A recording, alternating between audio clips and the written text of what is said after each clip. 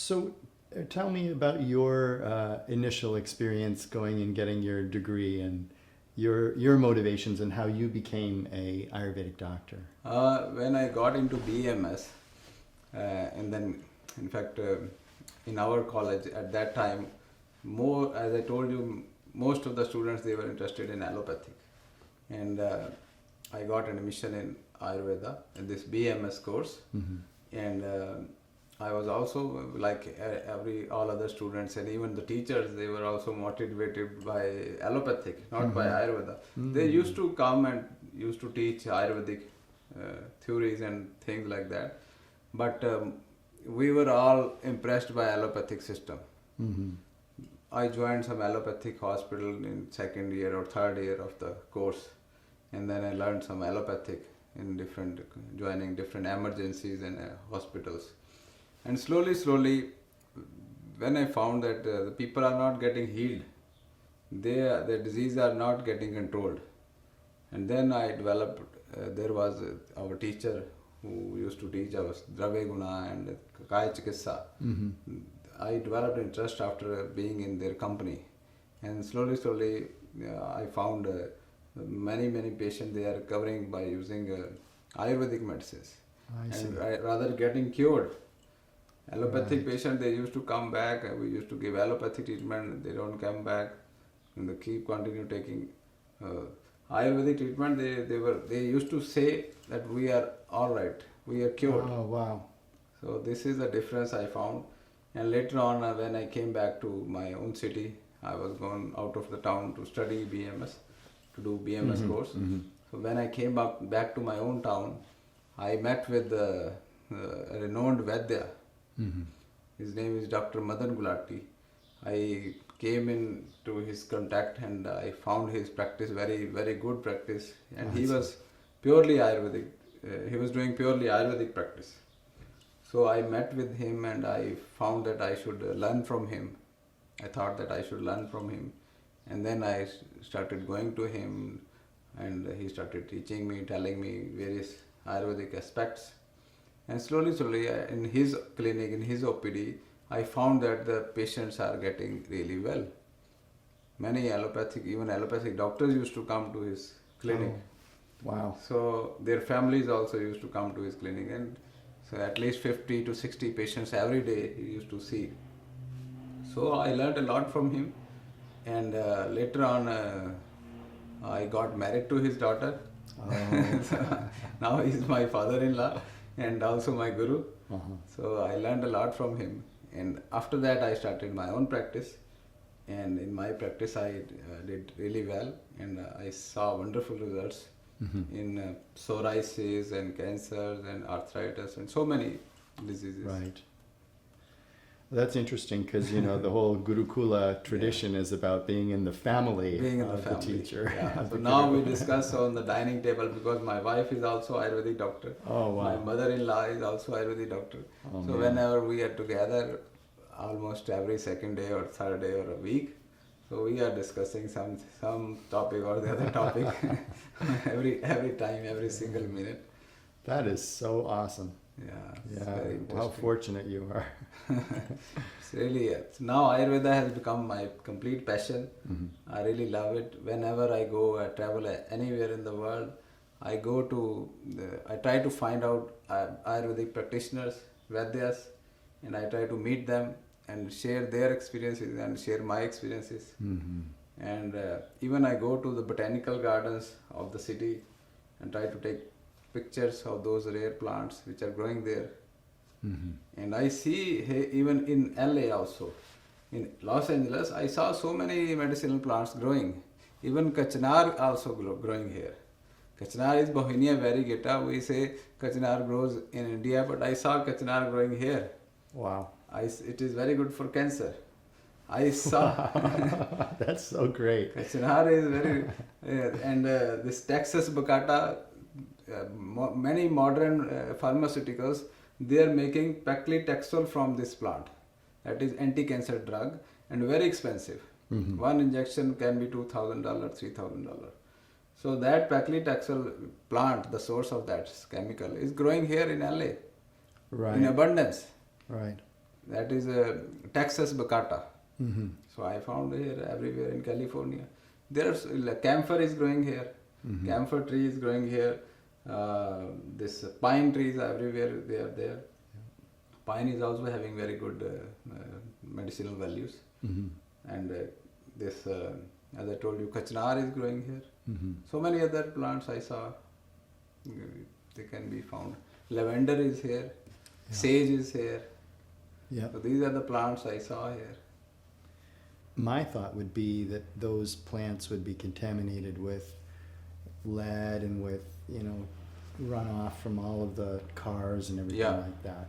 But you're talking about the potential for these plants to be in this environment, and if they Yeah. were cultivated in Yeah. a way which kept them free from the pollution of the city, then we would have medicinal plants here in our own medicinal gardens, so to speak. Yes, this is right? what I'm talking about. I just gave you a hint that Mhm. they can grow here in Mhm. this environment. Mhm. So God has not differentiated between India, America, or anywhere else. God created only one planet, Mhm. planet Earth. So these borders are not there in the eyes of God.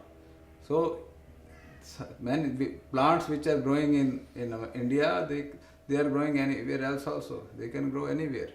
So here also, if they are grown, they are cultivated, properly cultivated in fields, then they can be good source of medicinal plants, and then can make good Ayurvedic medicines. And you know, this brings up the point that an Ayurvedic practitioner, not all practitioners are interested in herbs, right? There are varieties of Yeah. practitioners, but practitioners interested in herbs who have a green thumb and who are interested in the local herbs that are available can get to know Can get easily. what the medicines are in their backyard, basically. Yeah. So that's another level of specialization, Yeah. you know, to know your I local. did my MD was in medicinal plants. I see. So I spent 3 years studying them, 3.5 years, academically. Mm-hmm. When you're talking academically, that is going to university and studying every day. So 3 years I spent in learning all these plants of India as well as abroad. Mm-hmm. Later on, after the studies, my interest developed and I started studying plants from all over the world myself. Mm-hmm. And meeting, as I told you, going to various universities, seeing their medicinal plant gardens, going to different botanical gardens Mm-hmm. all over the world. So I accumulated the knowledge of plants because that was my interest. Mm-hmm. Another aspect of specialization, for example, would be in Marma. Yeah. And finding a teacher of Marma here in the United States is extremely difficult. Yeah. Very rare. Even in India, India. also. Even in India also, it is not easy to find a teacher of Marma. So although the specialization courses have started in various universities and institutes, there is specialization in ear, nose and throat, specialization in pediatrics, specialization in gynecology, specialization in pharmacology, in medicinal plants, in medicine, Kaya Chikitsa, and even in surgery also there is specialization in Ayurveda. Mm-hmm. So, and Panchkarma courses are there. And the specialists who are doing specialization in the Panchkarma field, they are also given the knowledge of this Marma. I see. So, Panchkarma specialists who have, or the Shalya or the surgery specialists, Right. they are, both of them, they are given the knowledge of Marma. So, they are difficult to find. You're right. Yeah, because you not only have to know the Marma's place, but then all of the treatments that are available for the Marmas. Yes. So that's definitely something that hopefully will evolve more fully. Needs to be evolved. And I wonder even, you know, here in the West, you know, I don't know if it's even possible to imagine, you know, Ayurvedic surgeon. I mean, what would be the reaction from the MD surgeons would probably not They be will be very surprised. yeah. You know, the Ayurvedic surgery right now, there are ancient methods. Sushruta, the ancient surgeon, still the modern book of surgery tells him as father of surgery. Mm-hmm. He was ancient surgeon. And all the methods and the techniques which he described, they are similarly as it is they are followed. Many of the operative procedures similarly they are followed in today's world also. So they are still workable as, ways of doing surgery, which Sushruta told and wrote in his books. Mm-hmm. And there is a wonderful surgery called surgery of the anal fistula. Mm-hmm. At that time, he did rhinoplasty also, nasal transplant and things like that. And there is another surgery, anal fistula surgery, called Bagandhar surgery, Bagandhar in Sanskrit. Anal fistula surgery, he mentioned as typical thread, a very alkaline thread, how to make a thread and then put into the fistula. Mm-hmm. And slowly it will cut down the skin, Mm-hmm. and slowly it will heal afterwards.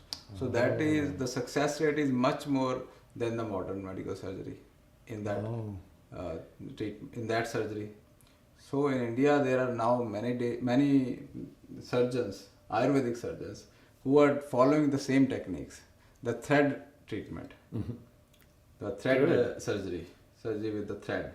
So they just insert the thread and like this they tie up the thread, and every second third day the tissue heals up. In modern medical system they just cut the whole thing in one go. Wow. So that outcome is not that better. Right. So if in India some modern hospitals, the allopathic hospitals, they have adopted the same technique. They are adopting it in India. So the government has sponsored the research in this surgery technique especially, and it is being evaluated as very successful. Mm-hmm. So it should be supported, it should be promoted. Well, that's one of the things that on the side is that research that is done in India or in China or in Russia, science that's done in other countries is not accepted in the United States by the scientific community, mainstream scientific community, for various reasons. They should do the experiments themselves. They should do the research, because good things should be accepted. To what is science? Science is to whatever helps to improve the life of a human being. Mm-hmm. So this is science, to improve the life of a person. So if there are some things which are happening in India which are good for everybody, the government of America should adopt those things. They should investigate, they should do the research here, do the clinical trials of the Shar Sutra therapy, and even the herbs also, whatever is going on in other country, if they do the clinical trials here in their own way, then I'm sure they will find it very successful, beneficial. Yep, that's the thing. That's the clinical trials are funded for profit. Yeah. Which makes me think about motivation in terms of becoming an Ayurvedic practitioner. Yeah. There's the motivation for a profession and a motivation for money, and but that motivation falls short after some time, because you find out how hard Ayurveda really is, and how much it takes of you to produce. It is like going the opposite way. It's difficult to fund yourself, difficult to sustain in present material world. But if you keep struggling, if you keep striving, and if you keep learning, and in the end you are better positioned in every sense, not only financially, but also mentally, physically, socially, or any other way. So I don't want to say that the allopathic doctors, they are not very well placed, but I want to say the inner peace you get is much more better than any other pathy, than in Ayurveda. Yeah, Ayurveda is a sadhana. Yeah, sadhana. It's a sadhana for each practitioner to know themselves and what works. Because if someone comes to me with kidney failure, and if I am allopathic doctor, I will immediately put him to a dialysis machine. I will make money. Mm-hmm. Another patient comes, I have another machine, go to this dialysis machine number 2, another machine. I put 10 dialysis machines and they are all minting money for me. I don't care about what is happening, how I can solve his problem permanently. So this is, if I practice Ayurveda, then in India I can install dialysis machine technically and legally. I see. If I practice, if I'm a BMS doctor, I can install dialysis machines. But I prefer to choose herbs than the machine to be given to the patient so that his creatinine level comes down, so that his urea level comes down, so that he lives a healthier life for more years without the machine, without going to dialysis. So such an approach, when the person says that I'm better, I'm feeling better and I don't have to go to dialysis and I don't have to go for dialysis again and again. So this gives you happiness. Right. And much cheaper herbs than dialysis. Right. Right. So in Ayurveda there are so many things which can help a person in a natural way. Not Yeah. only in kidney failure but also in so many other conditions like cancer and liver failure, and they can sustain life in a better way. So if allopathic doctors, they start studying this pathy along with whatever they have been doing, this will be very, very much beneficial for the public. What you're talking about, for example, with an allopathic doctor who knows that dialysis, he or she's been taught that the dialysis is the next step for that patient, right? Yeah. So in a sense, this is a great example of how one's education defines one's practice Yes. so thoroughly that if you don't know or have access to better ways, without even any malintent, you just automatically choose a less developed. Yeah, without any malintent. I agree, but if you have the will to read Ayurveda, to study Ayurveda, then you should do it for the patient, for the benefit of the patient. There are certain herbs in Ayurveda which can be very beneficial. There are certain methods. Ayurveda is not only herbs, there are certain methods. Improving the diet, improving the lifestyle, improving the overall, choosing the medicines according to the person's prakriti. A good example, I just had a patient the other day who who told me that her doctor, when she was having cancer, breast cancer, took a look at her emotional, testing, scoring, and decided, I'm going to give her the strongest chemotherapy because she can handle it. Okay. Well, this person had also, on the other side, if the doctor had asked the right questions, would have found out this person was extremely sensitive, had 7 miscarriages. Oh. 7 miscarriages. 7 miscarriages. Okay. And this doctor, just based on the psych exam, is nuking her like hardcore, right? So that's a great. Another example I want to give you: if suppose there is a flower bed, flowers are blooming in that bed, and there are some weeds also. They have come up some weeds, and you see some weeds are there, and if you, instead of plucking those weeds, you cannot pluck because they are everywhere. Mm-hmm. The weeds are under every flower. So what you decide? You decide to nuke the flower bed, just like cancer cells. You want to kill them all. Right. And suppose you kill them all, and the flowers are gone, the weeds are gone, everything is gone. So what will come up on its own first? If you then the weeds, because they are stronger. Right. Flowers are not coming out. Yeah. So similarly, if you bombard your body with the chemotherapy and radiotherapy, the healthy cells, they are not going to survive much. The cancer cells, they will still survive in the long run. Mm-hmm. I was studying in literature somewhere. If suppose I get a cancer, I don't go for chemotherapy. The survival rate of going for any therapy, no Ayurveda, no allopathy, nothing. I don't do anything. Don't even diet. Mm-hmm. The survival rate is still 27%. 5-year survival rate is still 27%. And if I take allopathic chemotherapy, I read it is 2%. Wow.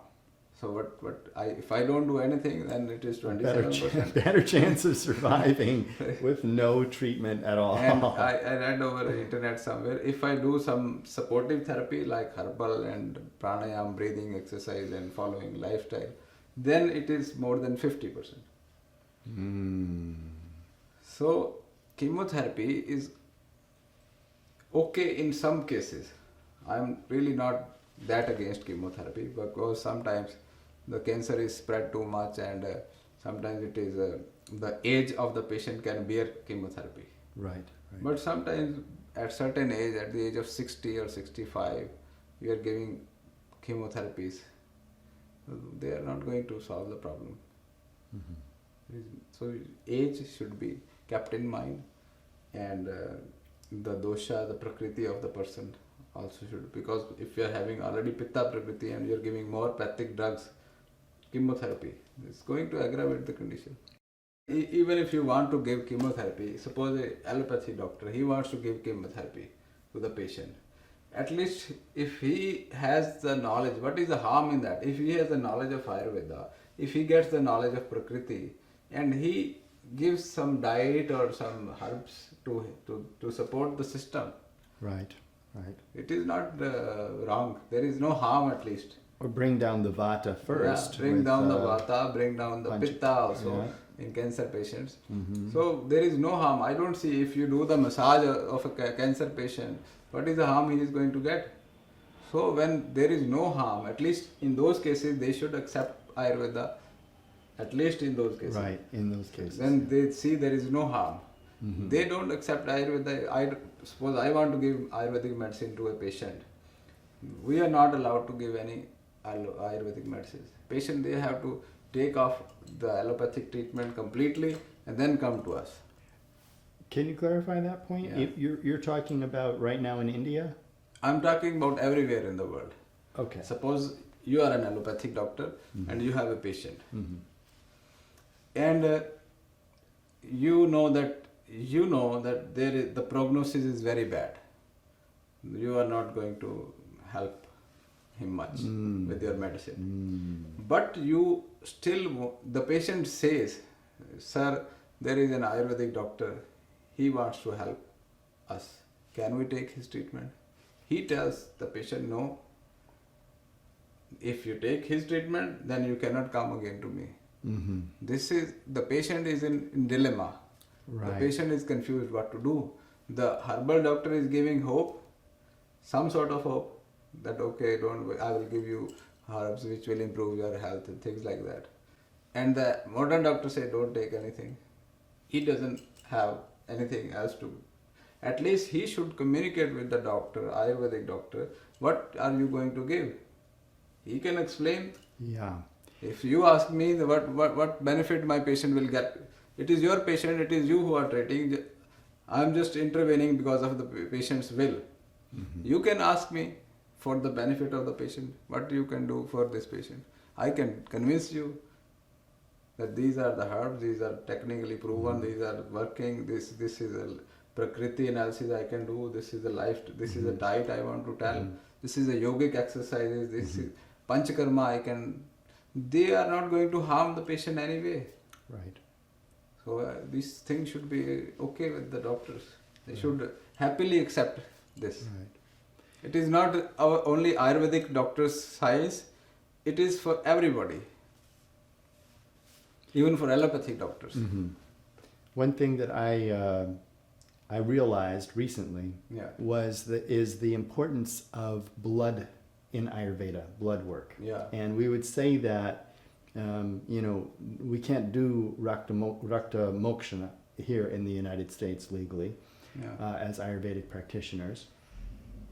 And I based on my own recent experience giving blood and having some tests, I realized that really knowing what blood you have, what the quality of your blood is, not by a chemical analysis, but by actually seeing the color and looking at the vibrancy of the blood. Yeah, Ayurvedic ways. Yeah, Ayurvedic ways, Yeah. you would immediately be able to help and gauge the improvement of a person based on the blood. Just the simple fact of what does the blood look like is missing, and the fact that it is important to let some blood in order to regenerate blood, to build new blood. So this has just come into my awareness as it's a real problem here, is that you could do so much more if you can really see the quality of the blood. Yeah, in Ayurveda, first prediction is darshan prediction.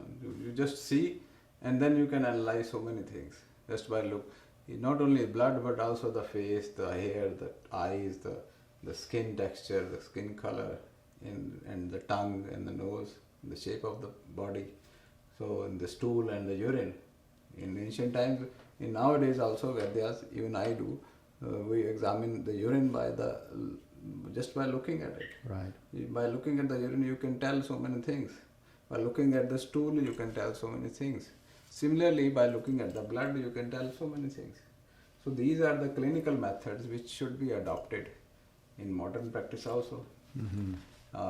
Anything which is adding to your existing knowledge, that should be accepted. So Ayurveda can add up so much to the existing knowledge which you have gained in recent times, in 100 years or 200 years. Last 200 years, allopathic modern medical science has evolved. So Ayurveda is ancient, 10,000 years old. So those things which are still persistent, which are still running, any science cannot survive if it is wrong, if the principles are wrong. Ayurveda has survived, time tested. So blood test can simple by viewing can be done, can be seen, the prakriti of the person, the nature of the blood, the impurities in the blood. And blood letting definitely helps in so many diseases. I have seen in this gout, whenever there is accumulation of toxins in the blood. Right. What is dialysis also modern? It's just like blood letting. Taking out the blood, putting in the new blood, purify after purification.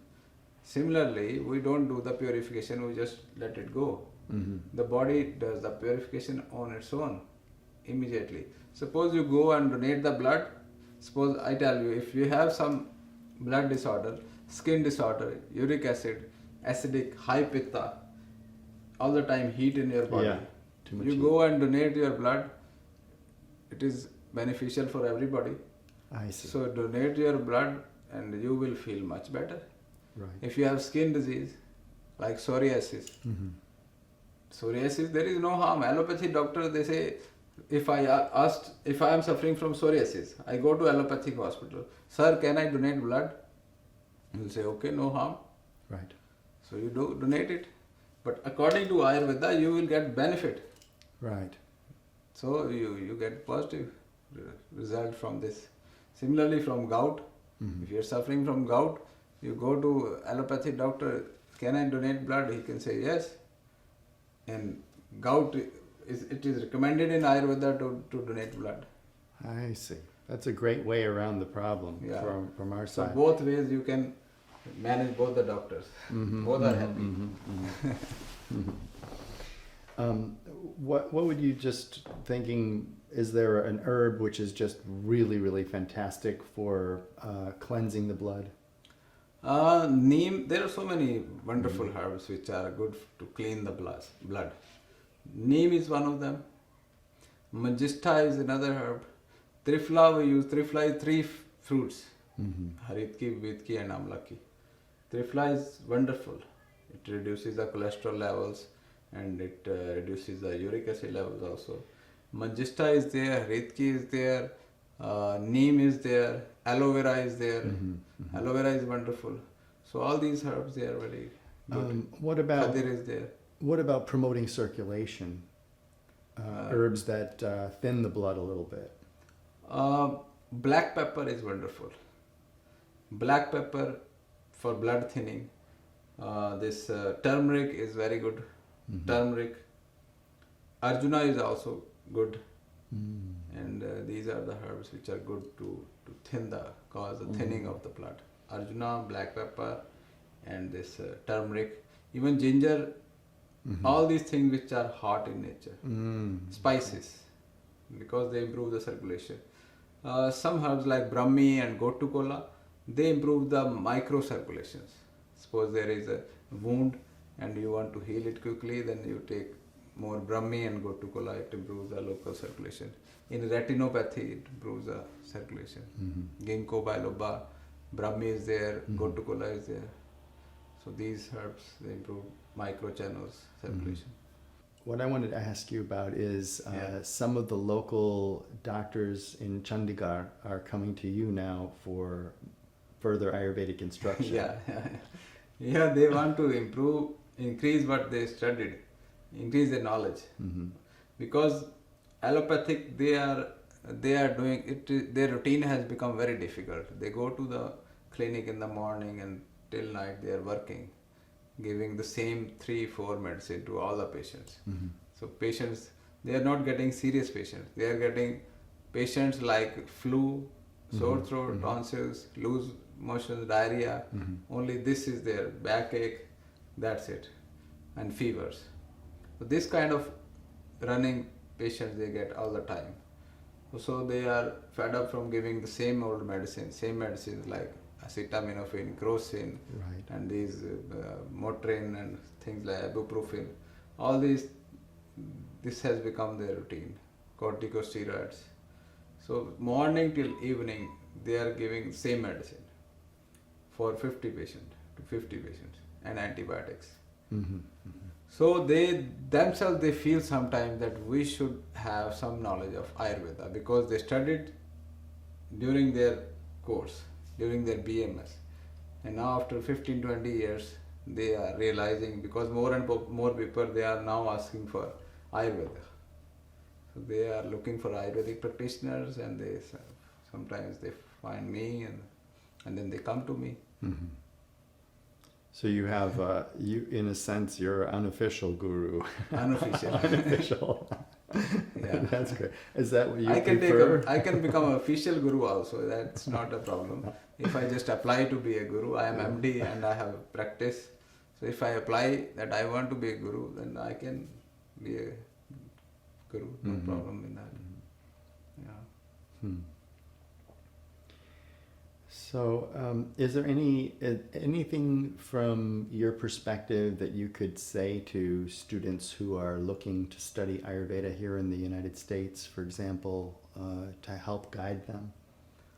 If you are really willing to practice, then you should look for institutes who are having elaborative syllabuses, at least 2 years. At least that is the minimum time. And if it is regular, every day, that is best. At least if it is weekend, then it should be 3 years. So, and moreover, other than that, they should always have a guru associated with the guru.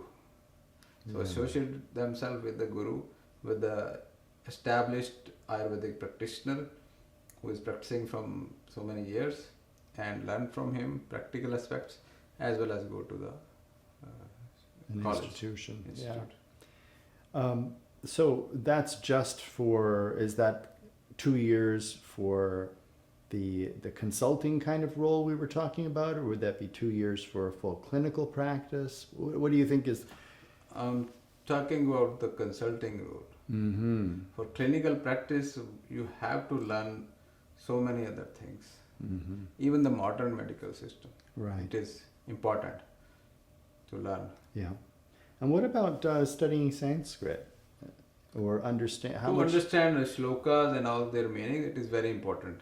In India, if you are opting for BAMS curriculum, BAMS degree, it is a 5-year regular degree course. And people, they join the course, and we are taught both allopathic system of medicine and Ayurveda in the same 5 years time.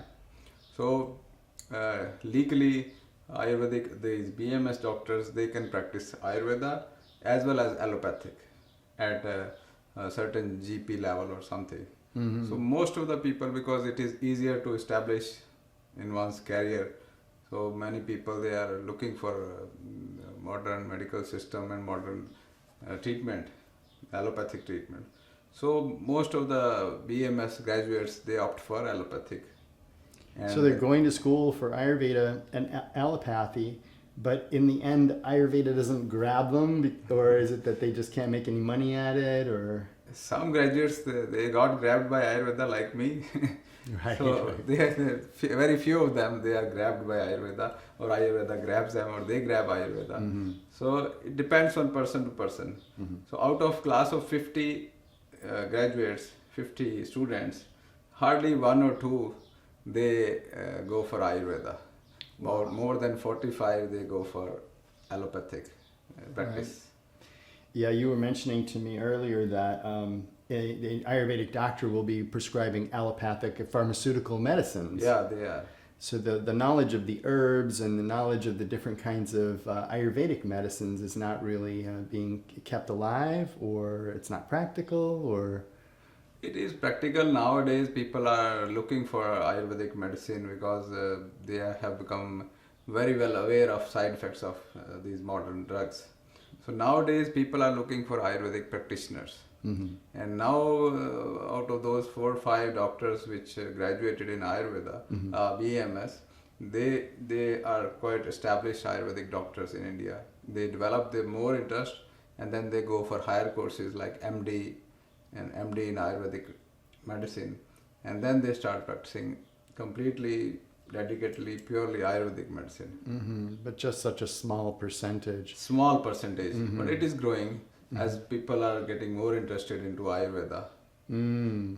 Yeah. I recently spoke with a yoga teacher, a Western yoga teacher, and an entrepreneur, and she spent 5 years living in Varanasi, and she said that it was very hard to find an Ayurvedic doctor in the cities in India. Yeah, it is. She is very much right. It is really difficult to find true Ayurvedic practitioners in India. It is quite astonishing or surprising. It may seem very surprising to you Mm-hmm. It is. because from America it looks as if everybody is practicing Ayurveda, and in every household everybody is taking Ayurvedic medicines. Nowadays trend is increasing, but it is still very difficult to find established Ayurvedic doctors in India. Mm-hmm. And you know, the traditional method, of course, is not for a degree like the AMS, Yeah. or a certificate program of Ayurvedic counselor or whatever, but really revolved around the personal relationship with the guru. Yeah. And so what's happened with the guru tradition nowadays? In ancient times, actually Ayurveda propagated through Guru Shishya Parampara. Guru, there used to be a teacher, and in an ashram, and there used to be students who used to learn by living along with Guru. So they learned everything, every single aspect of the science by living, practically learning everything from the Guru. But nowadays, people, they go for BMS and they learn from teachers, whatever Ayurveda they can grab. But sometimes they have to, if they are really interested, they have to find out a real guru who is actually practicing since so many years. So they meet him and they talk to him as, sir, can we learn from you? And he accepts them depending on his criteria, his own personal wishes. Right. So if he agrees, he accepts the students and then he teaches them. That Guru Shishya Parampara is still going on, and that in my point of view, it is much better because Really? yeah, because you give practical training to your students, you give your own experience, and if someone is sharing his own experiences to you, you learn better. Right. The personal relationship carries. Matters. And plus, there's a lot of secrets that you learn in practice. There are practical things you learn, Practical special things you learn, and that can't be transmitted in the classroom. Yeah. Right. And the government department of Ayush is there. The government of India has set up a department called Department of Ayush, and that department has invited applications from gurus who want to be guru, who want to be teachers, people who are really willing to teach Ayurveda to their students. So they apply for becoming a guru, and they, of course, they get remuneration from the government, and they are also allotted to students, because the students also apply for guru shishya teaching. I see. And the government is like a mediator, and they appoint the gurus and the pupils for the guru. And such sort of arrangement, it has recently taken place about 10 years or 10-15 years ago, not before that, 10 years ago. But you know, in the, let's say in some places in India, Yeah. you might have a family tradition of Ayurveda where an Ayurvedic Vaidya has studied with many gurus in the Yeah. past. Maybe Yes. let's say old man, something like that, or old one. Yeah. So then, are they allowed to be part of this Ayush Rashtriya Guru program? For being a Rashtriya Guru, you have to be qualified, MD. So this is a minimum criteria. So you have to be qualified, either BAMS or MD, and you have to have your private practice with OPD, patient coming in your clinic and you're seeing them, and these are the two criteria. But that strikes me as unfair because then you're saying that the you know, not you personally, but the government of India is saying that in order to be an Ayurvedic guru, you have to have gone through the modern educational system. You can't have just been part of a lineage.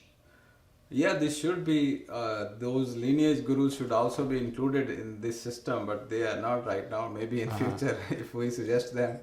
I mean, I can't imagine that if the government of India told, you know, the different heads of the different gharanas that, oh, you don't have a master's degree in music, you're no longer able to teach under, you know, our auspices. You know, it would be ridiculous, right? Beginning, I cannot comment about government's policies, but you know, government policy, they take slow to take off, and you know how it works. Yeah. But still, people who really want to learn, they can go to gharanas and ancient lineage gurus, and they can go to them, and they don't need a degree to learn. So it's a matter of supplementing. Let's say you have a Bachelor of Ayurvedic Medicine and you may study with a Rashtriya Guru, but you may still seek out some other practitioners. Obviously, that's much better. You just don't get credit. Yeah, but it's good. Yes, you get the credit in the long term. Yeah, in your life. right. Your practice will thrive if you know, if you have the knowledge. The reason this is interesting to me is because many people come to me saying, you know, can you recommend a good Ayurvedic school in Los Angeles or in the United States, a good program, right? Okay. Of course, I can always say, well, my guru, she's got a good program, and her program was recently accredited with an associate's degree in Ayurveda. Okay. It's one of the first that I know of in the country. That's good. Yeah, so it fits in well with the educational scenario here. That's great. But, you know, I think the thing is that what I notice is that it's a problem to find education, find the right school, the right teacher, and everybody's going through that at some level, and they're going through it here. So somebody in India, even though the system is already set up for quite some time with the current educational model, it's still a personal challenge to find the right way in the system. It is very difficult to find right guru, and finding a guru or finding a right institute, that is obviously a difficult task. So you have to go through internet and try to find out the syllabus which is offering better syllabus, which institute, especially in America. In India, things are different. The syllabus is regulated. Syllabus is all over India. It is the same syllabus, so you cannot change it. There is a Central Council of Indian Medicine, that is CCIM. So CCIM regulates the syllabus of BMS and this MD also, MD in Ayurveda, and also modern medical system. That's CCIM. Okay. So in America, one has to find out, search really good, what is the syllabus and what I'm going to learn. So that is a tough job. In America, it is not regulated, the learnings, right, and not accredited or something. Well, one of the things that's happening is that Ayurveda is experiencing this. It's like the same thing that happened to yoga is apparently going to happen to Ayurveda right now. Yeah. So it's churning out very lucrative training programs, promising people a job in Ayurveda, and then trying to give them a syllabus that is going to give them some kind of working position. And what's coming out is that it's like counselor. Right. So it's not even clinical. So most people come to me and they have serious problems, right? Yeah. And so my question is, how valuable is this like counselor position? What are you going to help somebody with just diet alone and not know anything about pathology or anything like that? Right? I think that is very important step in healing someone. If someone is suffering from a serious problem or any lifestyle or metabolic disorder or a disease, basically diet plays important role. Diet, lifestyle, prakriti. If you are telling someone's prakriti, and you know how valuable it is, the nature of a person or the constitution of the body and mind. So if you tell a person, this is your constitution, this is your body type, you have to eat like this, you have to behave like this, you have to live your life like this, according to these principles. So that helps. At least 60% of the problem is solved. Lifestyle plays a very important role in one's disease. And diet also. So diet has also very much important role. As in Ayurveda, there is a law, sarvada sarvabhavana svanya vriddhi karanam hras hetu visheshascha. That means always there is if you are giving similar thing to your body, suppose our body is made up of earth, water, fire, air and ether, 5 elements. Right. Even all the food items, they are made up of these 5 elements. Right. So sarvada sarvabhavana smanya vriddhi karanam. Similar things increase similar qualities, similar properties. So if you are eating earthy and watery food, it is going to increase earthy and watery properties in your body. So that is, you are going to get earthy and watery diseases. Diseases caused by kapha, because kapha is earth and water. So similarly, fire, disease is caused by agni, by pitta. Pitta, it is totally fire. If you are giving your body type is fire type, pitta type, and you are eating fire food rich in pitta, then you will increase the fire in your body. So you will have more blood pressure, more heartburn, more skin problems. Well, that's my concern is that in a counselor program, the importance of having a strong understanding of pathology is in my opinion important, because the person comes in, let's say they have high blood pressure. That's a pathology that's uniquely related to Western medical symptoms and signs and tests, and they're going to be talking numbers. And if the Ayurvedic counselor doesn't know what that clinical condition is, if they don't have enough clinical experience or they don't have enough pathology, even then, how can they recommend the diet? Or is it that they can recommend the diet purely based on pulse diagnosis? Yes, for example? yes, this is a very good question you have asked. In Ayurveda, it is mentioned that there is no need to run after the names of the diseases. No need to find out if he is suffering from blood pressure or diabetes or whatever. Just look for the imbalance of Vata, Pitta and Kapha. Look for the Prakriti, and if you are able to restore the balance through diet and lifestyle, then the disease will automatically subside. I see. So it is even if someone is suffering from blood pressure, suppose the pathology is that arteries are hardened and the pressure is more and there is more pumping of the blood. Basically it is Vata and Pitta imbalance. Vata is more, which is forcing the Pitta to cause the palpitation and things like that. So if we know from the pulse that this person is having Vata Pitta imbalance, and you don't worry about the blood pressure, you know Vata and Pitta, you normalize Vata and Pitta and his BP will be okay. What we do in blood pressure, we give pearls, we give corals, we give cooling things, opposite to the fire element, opposite to the Pitta. So if you give such cooling things to the person suffering from blood pressure, his BP will become normal. Right. It will come down.